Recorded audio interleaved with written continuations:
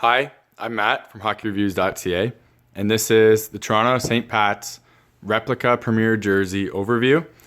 Now, unfortunately, I didn't have this jersey when I did the overviews of the Centennial Classic jersey and the normal Leafs home jersey, but hopefully this will be informative and it will just compare the different jerseys that the Leafs have released this year, because I think it's kind of interesting that there's different features on them. So let's just jump into this. So as you can see, this is a big difference in terms of colors as the Leafs normally have. It does have your standard Reebok jock tag on the lower right or corner or left corner of the jersey.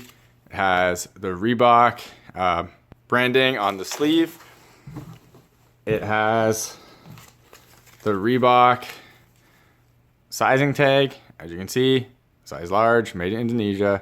Everything's the same shield. So one thing that's kind of disappointing about this jersey is it doesn't have the words that are inside of the other Leafs jerseys, which is kind of odd since the Centennial Classic one did too.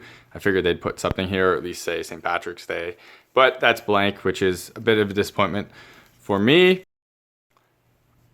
So what we have here is felt on felt. It's stitched letters on the felt, like back part, with stitching onto the jersey itself.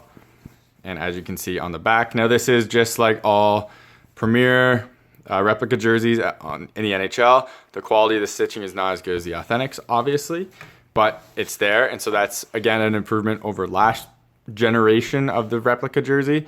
But this type of stitching has been found on all jerseys that have been released this past season.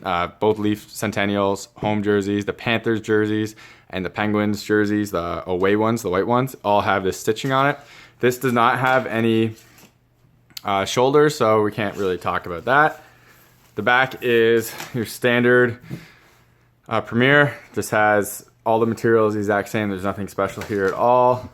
The one interesting thing, or what I find is interesting, is there is no cut in this jersey, just like the home and away Leafs jerseys. So as you can see, there's no cut right here, which would separate this and make it the tail a little bit more noticeable. This is just sewn straight through, just like on home and away. The Centennial Classic was different than this was.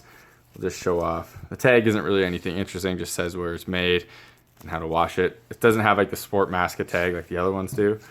And we'll just quickly look at, or try to get the actual hem to see how it looks here. So as you can see, this one does have a bit of a tail. It's not huge, but it is still the tail.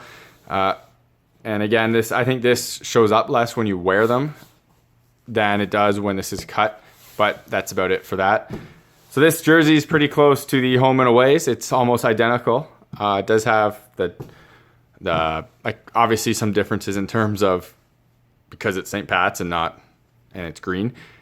But besides that, it's pretty close. It does have nice hemming, I guess, on the sleeves as well. I always like that touch, just a little bit of color at the bottom. But again, this is a nice replica jersey compared to what they were before. The material is the same as always. It's not one of the special outdoor game materials, which is almost like an airnet. This is straight up Premier jersey material, so it does pill. The green jersey material at the bottom is slightly different. As you can see, this material is, I think, the exact same, just turned inside out, which is pretty interesting on that part. As you can see there, the other side is a little smoother. So there you have it. So that is the overview of the St. Pat's jersey. It pretty well sums it up for all the Leafs jerseys, unless they come out with another one that no one knows about. Thank you for watching. Hopefully it was helpful. If you have any questions or comments, leave it in the comment section. Oh, also, it's kind of sad that this jersey doesn't have the numbers on the back, which were big squares with the numbers on it. It looked kind of interesting in my opinion. It was unique, kind of ugly, but I like uniqueness, so that's always good. Also, just a standard Reebok glued on to the back. As you can see there, there's no stitching on that. And yeah, so sorry, that's it. Again, if you have any comments or questions, leave them below and I'll answer them the best I can. Check out the description for the write-up. It's pretty close to this, but just have closer, better pictures. And check out the description for my Instagram and Twitter. Follow me on there just so I can get more things to do for this. And subscribe to me on YouTube.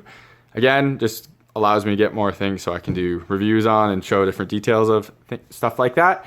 And please check out the other jersey videos that are in the playlist, which will appear at the end of this. So thank you very much for watching, and take it easy.